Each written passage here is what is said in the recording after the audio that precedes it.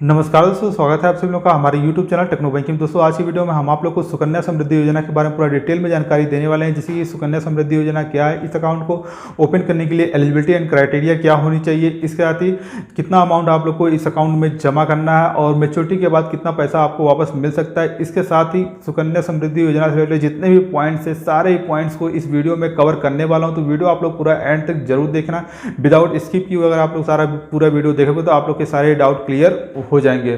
तो आइए दोस्तों बिना समय गवाए वीडियो स्टार्ट करते हैं। तो दोस्तों सुकन्या समृद्धि योजना भारत सरकार के द्वारा शुरू की गई बेटी बचाओ बेटी पढ़ाओ अभियान के अंतर्गत इसको लॉन्च किया गया था। इस योजना का एकमात्र उद्देश्य लड़कियों की उच्च शिक्षा और उनका अच्छा फ्यूचर है। तो सबसे पहले बात कर लेते हैं इस योजना के अंतर्गत अगर आप लोग अकाउंट ओपन करते हो तो कितना अमाउंट आपको जमा करना होता है। तो मिनिमम 250 रुपये जमा करना होता है एक फिनेंशियल ईयर के अंदर। इस साथ ही मैक्सिमम जो लिमिट रखी गई है वो है 1.5 लाख रुपए। अब आप लोग सोचेंगे कि क्या 1.5 लाख एक ही बार में जमा करना, तो ऐसा नहीं है, एक बार में भी आप लोग जमा कर सकते हो या फिर अगर आप थोड़ा थोड़ा करके जमा करना चाहते हो तो थोड़ा थोड़ा करके भी आप लोग एक फिनेंशियल ईयर मतलब 12 महीने के अंदर आप लोग जमा कर सकते हो। 1.5 लाख रुपए मैक्सिमम और 250 रुपये मिनिमम आपको जमा करना ही होता है। अगर आप लोग ये 250 रुपये मिनिमम जमा नहीं करते हो तो आपका अकाउंट डिफ़ॉल्ट कर दिया जाता है। और पहले अभी 5-6 महीने पहले अगर आपका अकाउंट डिफ़ॉल्ट होता था तो उसमें जो इंटरेस्ट दिया जाता था वो सेविंग अकाउंट वाला दिया जाने लगता था। लेकिन अभी 5-6 महीने पहले इस रूल को चेंज कर दिया गया है। अब एक अच्छी बात हो गई कि अगर आपका account by chance in case default हो जाता है तो वहाँ पे आप लोग को इंटरेस्ट सुकन्या समृद्धि योजना वाला ही दिया जाएगा।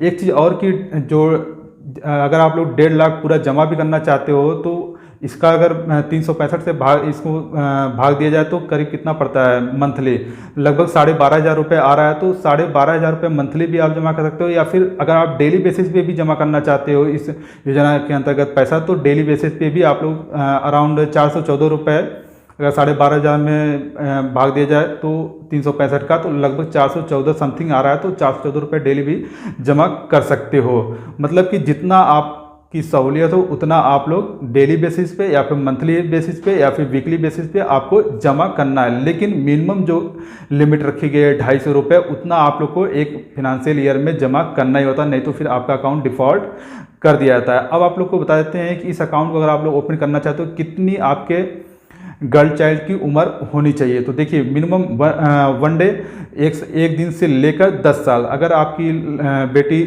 एक दिन से लेकर 10 साल के बीच में है तो आप इसका अकाउंट सुकन्या समृद्धि योजना के अंतर्गत ओपन किसी भी बैंक या फिर पोस्ट ऑफिस में कर सकते हो। इसके साथ ही एक गर्ल चाइल्ड का सिर्फ एक ही अकाउंट ओपन कर सकते हैं और एक फैमिली में 2 गर्ल चाइल्ड का अकाउंट ओपन कर सकते हैं। और अगर बाई चांस ट्विन यानी कि जुड़वा पैदा होती हैं तो वहाँ उस केस में आप लोग तीनों ही बच्चियों का अकाउंट ओपन कर सकते हो। लेकिन ये शर्त है कि ट्विन यानी कि जुड़वा बच्चियाँ होना चाहिए दूसरी वाली। तो पहले तो अगर ट्विन बच्चियों में थर्ड गर्ल चाइल्ड का अगर आप लोग अकाउंट ओपन करते थे तो वहाँ पे उस केस में ATC के तहत जो टैक्स बेनिफिट मिलता था वो थर्ड गर्ल चाइल्ड को नहीं मिलता था। लेकिन अभी 5-6 महीने पहले जो नया रूल निकाला गया है उसके हिसाब से अगर आप लोग ट्विन गर्ल्स में भी थर्ड गर्ल चाइल्ड का अकाउंट ओपन करते हो तो वहाँ पे ATC के अंतर्गत टैक्स बेनिफिट भी थर्ड गर्ल चाइल्ड को दिया जाएगा। अब आप लोग को बता देते हैं कितना मैच्योरिटी पीरियड होता है और कितने साल तक आपको पैसे जमा करने हैं। तो जिस दिन से भी आप अकाउंट ओपन करवाते हो उस दिन से 15 साल तक आपको पैसे जमा करना है। उसके बाद फिर छोड़ देना है, आपको पैसे बिल्कुल भी जमा नहीं किया। 15 साल तक आपको पैसे जमा करने हैं, इसके बाद 7 साल इंतजार करना है मैच्योरिटी के लिए। तो इसका मतलब क्या है 15 7 21 यानी कि 21 साल पूरा मैच्योरिटी पीरियड होता है। 21 साल के बाद आप लोग पूरा पैसा विड्रॉल कर सकते हो। लेकिन यहाँ पे विड्रॉल के लिए आपको एक कंडीशन और रखी गई है। अगर मान लीजिए आप अपनी बच्ची की हायर एजुकेशन करवाना चाहते हो तो 18 साल की अगर आपकी बच्ची हो जाती है और उसका हायर एजुकेशन की आप फीस की आपको ज़रूरत पड़ती है पैसे के, तो आप लोग जितना भी पैसा उस समय आपके मतलब कि ये सुकन्या समृद्धि योजना के अंतर्गत जमा रहता है उस अकाउंट में, उसका 50% आप लोग विड्रॉ कर सकते हो हायर एजुकेशन के लिए। इसके साथ ही मैरिज के लिए आप लोग 100% विड्रॉ कर सकते हो मैच्योरिटी के बाद भी। इसके बाद अगर मैच्योरिटी ना भी हुई रहे, जैसे बहुत सारे केस में अगर 8 साल मान लीजिए कि अगर आपकी बच्ची की एज 8 साल है तब अगर आप लोग अकाउंट ओपन करवाते हो तो वहाँ पे तो मैच्योरिटी 29 साल में होगी। 8 + 21 यानी कि 29 साल में मैच्योरिटी की। तो भाई 29 साल तक बहुत कम ही लोग वेट करते हैं शादी वगैरह के लिए। तो वहाँ पे भाई अगर 18 साल की आपकी बच्ची हो जाती है तो विवाह के लिए आप लोग 18 साल के बाद कभी भी 18 साल 19 साल 20 21 22 23 24 25 कभी भी आप लोग पैसा विड्रॉ कर सकते हो, अगर मैच्योरिटी ना भी हुई तो 100% आप लोग पैसा पूरा विड्रॉ कर सकते हो मैरिज वाले केस में। लेकिन हायर एजुकेशन के लिए 50% और मैरिज के लिए 100% आप विड्रॉ कर सकते हो विदाउट मैच्योरिटी के। भाई इसीलिए मेरा सजेशन ये रहेगा कि जितनी जल्दी हो सके आप अपनी बिटिया का इस योजना के अंतर्गत अगर अकाउंट ओपन कराना चाहते हो तो अकाउंट ओपन करवा दीजिए, क्योंकि जितनी जल्दी करवाएंगे आप अकाउंट ओपन उतना ही आपको फ़ायदा मिल पाएगा। मान लीजिए अगर आपने 1 साल में ही अकाउंट ओपन करा दिया और मैच्योरिटी पीरियड कितना है 21 ईयर, तो 22 साल तक आपका अकाउंट मैच्योर, ये सुकन्या समृद्धि योजना का अकाउंट मैच्योर भी हो जाएगा। और मोस्टली आजकल शादियाँ 22 के 22, 23, 24, 25 एज में ही की जाती है, तो ज़्यादा बेनिफिट आप लोग को मिल पाएगा। साथ ही 18 ईयर के होने के बाद हायर एजुकेशन के लिए 50% निकाल सकते हो। इसके बाद फिर जब शादी करना हो तो भाई जितना पैसा बचा हो वो आप लोग निकाल सकते हो। तो ज़्यादा बेनिफिट लेना हो तो भाई जितना जल्दी हो सके आप अकाउंट अपनी बिटिया का ओपन करवा दीजिए। और अब पैसा निकालने की बात हो रही है तो एक और बात आप लोग को बता देता हूं कि जैसे ही आपकी बिटिया की 18 साल हो जाती है उसका मालिकाना हक हो जाएगा उस अकाउंट पे, यानी कि वही इस अकाउंट को ऑपरेट कर सकती है। अगर वो चाहेगी तो ही पैसा निकाल सकती है, यानी कि आपके चाहने न चाहने से कुछ नहीं होगा भाई। जिसने आपका पेरेंट्स के न चाहने या फिर चाहने से कुछ नहीं होगा। अगर गर्ल चाइल्ड की एज 18 साल, बिटिया की एज 18 साल हो जाती है तो उसी का मालिकाना हक उस अकाउंट पे हो जाता है। पहले 10 साल तक था, लेकिन अभी इसकी एज को बढ़ा दिया गया, 18 साल लिमिट कर दी गई। तो 18 साल के होने के बाद फिर सुकन्या समृद्धि योजना के अंतर्गत जो भी अकाउंट होगा उसका मालिकाना हक गर्ल चाइल्ड का ही हो जाएगा। अब आप लोग को बता देते हैं इस अकाउंट को कौन कौन ओपन कर सकता है। तो देखिए सारे ही लोग इस अकाउंट को ओपन कर सकते हैं, चाहे वो पेरेंट्स हो या फिर लीगल गार्जियन। दोनों ही केस में आप अपने बच्चों का अकाउंट ओपन करवा सकते हो इस योजना के अंतर्गत। अब आप लोग को बता देते हैं कि इस योजना के अंतर्गत अगर आप लोग अकाउंट ओपन करा रहे हो तो कौन कौन से डॉक्यूमेंट्स लगेंगे। तो बच्चे का जी बर्थ सर्टिफिकेट लगेगा। इसके साथ ही अगर आधार कार्ड आपने बनवा दिया तो आधार कार्ड भी लग जाएगा।